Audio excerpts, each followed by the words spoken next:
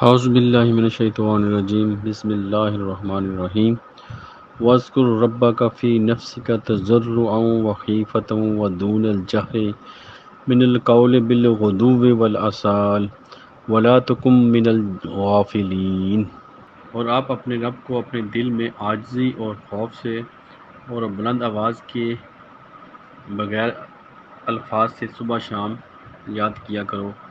وہ اور غافلوں میں سے نہ ہو جاؤ۔ آج ہم نے سورۃ الاعراف کی آیت نمبر 205 کی تلاوت کی اور اس کا ترجمہ آپ نے سنا۔ یہ سیکنڈ لاسٹ آیت ہے سورۃ الاعراف کی، اور یہ عظیم الشان جو صورت ہے یہ بالکل اس کے اختتام پہ پہنچ چکے ہیں۔ اور اس سے پہلے اللہ تعالیٰ نے جو آیت نمبر 204 میں اللہ تعالیٰ نے فرمایا کہ جب قرآن پڑھا جا رہا ہو تو اپنی توجہ اس کی طرف مرکوز کر لیں اور بالکل اس کو دھیان سے سنیں تاکہ تم پر رحم کیا جائے۔ یعنی کہ اس کو قرآن کے آداب کے بارے میں یہ ایک عظیم الشان آیت تھی کہ کس طرح قرآن کو ہم نے بالکل دھیان سے سننا کہ ہمارا جو خیال ہے کہیں ادھر ادھر نہ بھٹکے اور اپنے خیالات کو فوکس میں رکھنا ہے۔ تو ایک تو یہ پریکٹس، ایک تو یہ قرآن کا جو آداب تھے، دوسرا یہ ہمارے لیے یہ ایک پریکٹس بھی ہے کہ ہم کس طرح اپنے خیالات کو ایک فوکس میں رکھ سکتے ہیں، جو کہ سب سے بڑا چیلنج ہے۔ کیونکہ خیالات پورے دن میں ہمارے اتنے خیالات ہمارے مائنڈ میں آتے ہیں کہ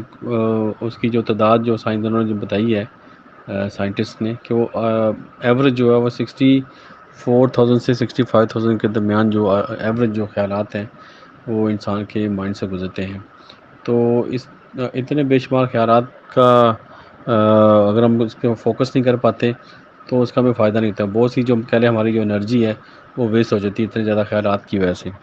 اگر انہی خیالات کو اگر ہم فوکس میں لے آئیں اور ایک دھیان میں لے آئیں تو وہ اس کا رزلٹ پیدا ہوتا ہے۔ اگر کسی بھی ایک کام کے اوپر یا کسی ایک سوچ کے اوپر ہم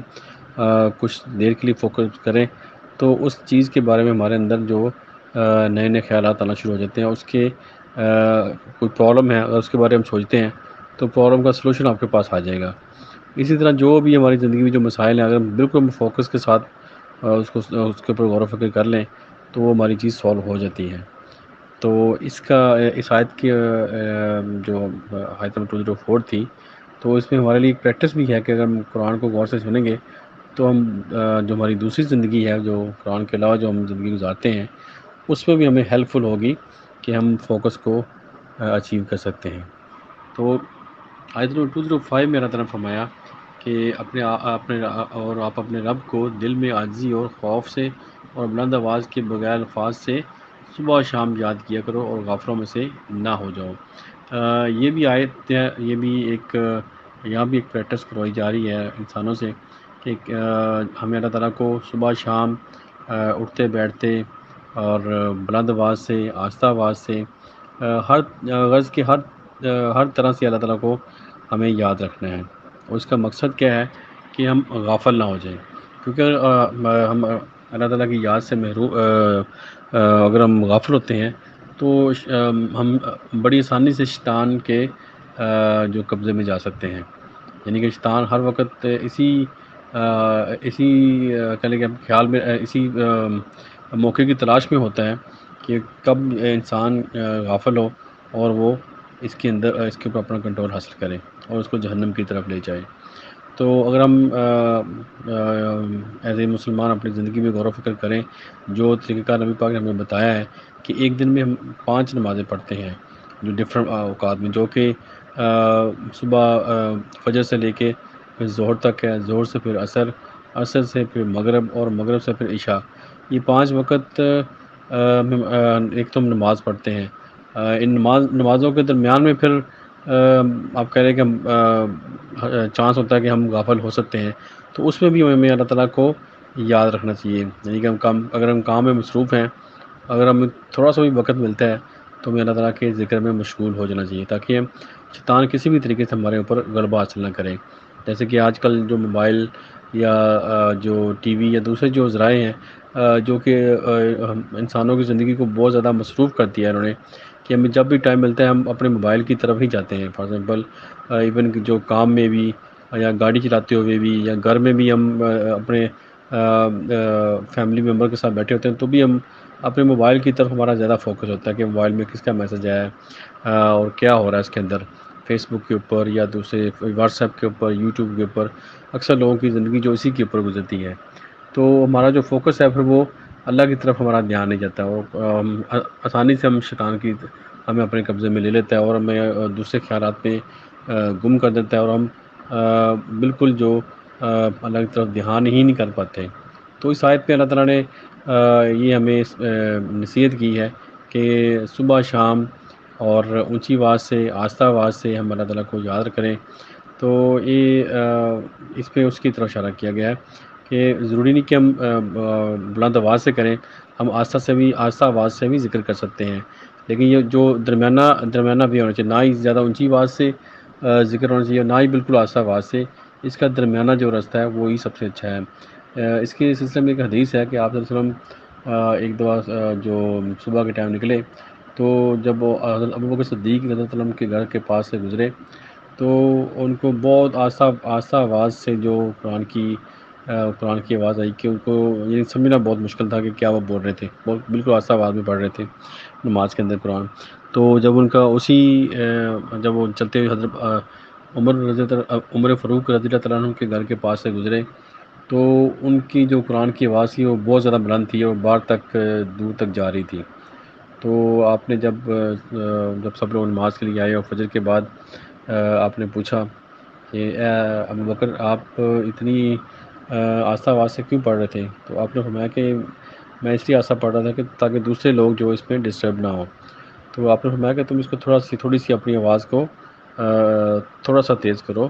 تاکہ آپ کو خود بھی پتہ چلے کہ آپ کیا پڑھ رہے ہیں، آپ خود بھی سنائی دے اس کا۔ تو اس میں تھوڑی سی ان کو حکم دیا کہ آپ تھوڑی سی آواز تیز کر لیں، اور حضرت عمر فاروق رضی اللہ عنہ کو فرمایا کہ آپ اپنی آواز کو تھوڑا سا آہستہ کر لیں۔ تو یہ جو درمیانہ جو وے ہے وہ سب سے اچھا ہے کہ نہ کوئی آپ کی ذکر سے دوسرے لوگ ڈسٹرب ہوں، آپ کے قرآن پڑھنے سے اتنی اونچی آواز میں نہ پڑھیں اور نہ اتنی آہستہ آواز سے پڑھیں، درمیانہ جو راستہ ہے وہ اچھا ہے۔ تو ایک تو یہ تھا اس کے جو ذکر کے جو پہلے جو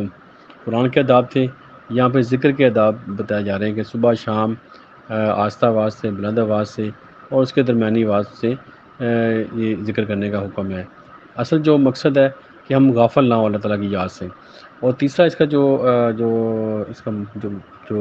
کہہ لیں کہ میننگ ہے وہ یہ ہے کہ ہم اللہ تعالیٰ کو آپ کہہ لیں کہ جب ضرورت ہو، جب معاشرے میں ہمارے